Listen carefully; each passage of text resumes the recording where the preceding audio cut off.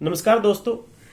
आज की इस वीडियो में बात करेंगे किताब की इसलिए क्योंकि मेरे पास किताब है और किताब काफ़ी महत्वपूर्ण है। इन दिनों में इस तरह से कुछ टॉपिक भी रहे हैं जिसके चलते उस किताब का महत्व और बढ़ जाता है। किताब मेरे पास है, ये किताब है, आप देख लीजिए। यानी कि किताब का टाइटल जो है वो है इंटीग्रेशन ऑफ भारत, और ये जो है एडवोकेट यशराज सिंह बुंदेला के द्वारा लिखी गई है। एडवोकेट यशराज सिंह बुंदेला जो है सुप्रीम कोर्ट के एडवोकेट हैं और उनके द्वारा ये किताब लिखी गई है इंटीग्रेशन ऑफ भारत।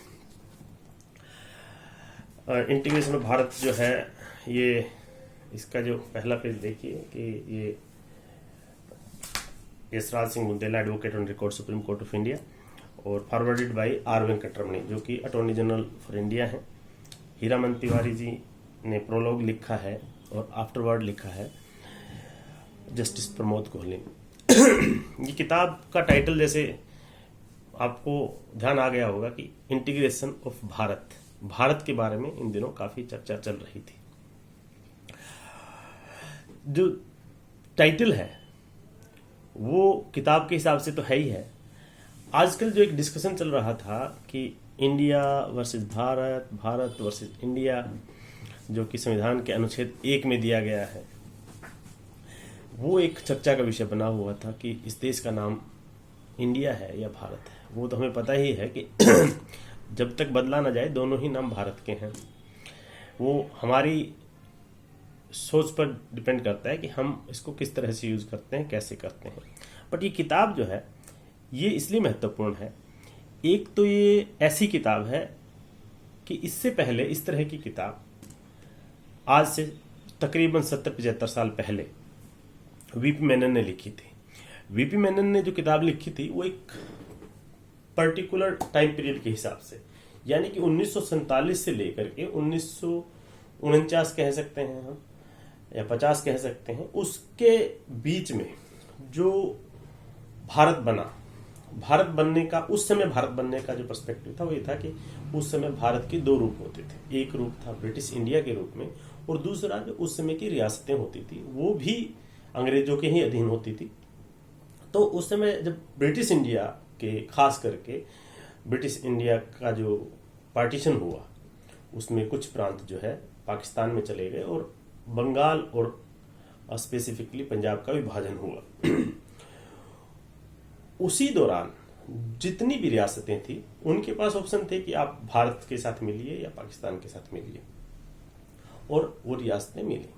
कुछ अपनी मर्जी से मिली, जो नहीं मिलना चाहती थी उनके पास ऑप्शन नहीं था, उनको मजबूरीवश मिलना पड़ा। और उसके हिसाब से कुल मिलाकर के जितनी भी रियासतें थी तकरीबन 8-10 रियासतें जो है पाकिस्तान में मिली, बाकी सब भारत में मिली। तो उन सब की कहानी वीपी मेनन ने लिखी थी।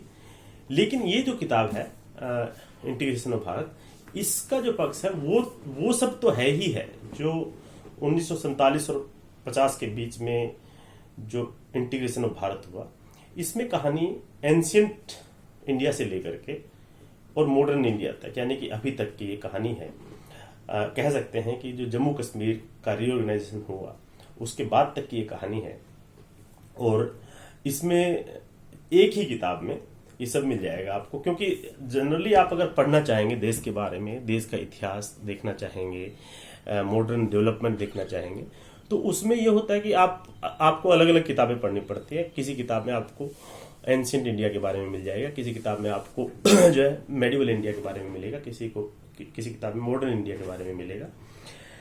इस किताब में एक तो वो सब बातें हैं, यानी कि एंशियंट इंडिया में जो भारत के बड़े बड़े जो साम्राज्य रहे हैं उनके बारे में, उसके बाद जो मेडिवल इंडिया में जो अग्रेशन हुआ है, या पुराने समय में भी जो अग्रेशन हुए उनके बारे में, किस तरह से भारतीयों ने उसको रेजिस्ट किया, और उसके बाद कौन साम्राज्य बढ़ा, कौन घटा, किसका क्या हुआ, अंग्रेज कैसे आए, अंग्रेजों ने कैसे राज किया, अंग्रेजों के खिलाफ किस तरह से भारतीयों ने रजिस्ट किया, और उसके बाद जो भारत का संविधान बना, संविधान बनने के बाद और उसी समय जो पार्टीशन हुआ, तो पार्टीशन और जब संविधान बन रहा था तो उस समय किस तरह से इंटीग्रेशन हुआ, और उसके बाद जब भारत में संविधान लागू हो गया 26 जनवरी 1950 को, उसके बाद भी भारत में इंटीग्रेशन चालू रहा।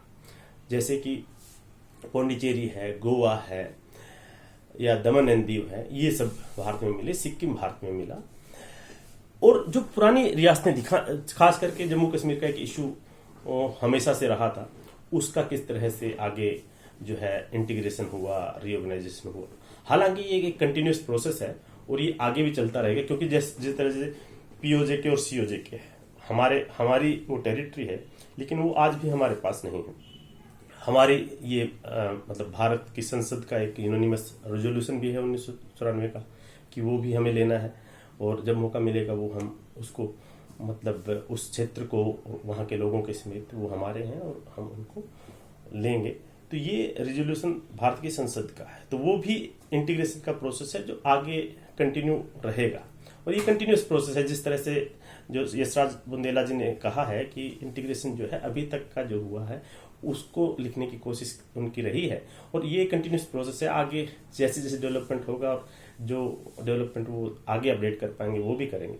लेकिन जिस किसी भी व्यक्ति को भारत के बारे में उस तरह की जानकारी कि किस तरह से प्राचीन काल में, किस तरह से मध्यकालीन और किस तरह से आज के समय में भारत का इवोल्यूशन हुआ है, उस बारे में एक किताब है। इस किताब में कॉन्स्टिट्यूशनल और जो है पॉलिटिकल पर्सपेक्टिव भी दिया गया है।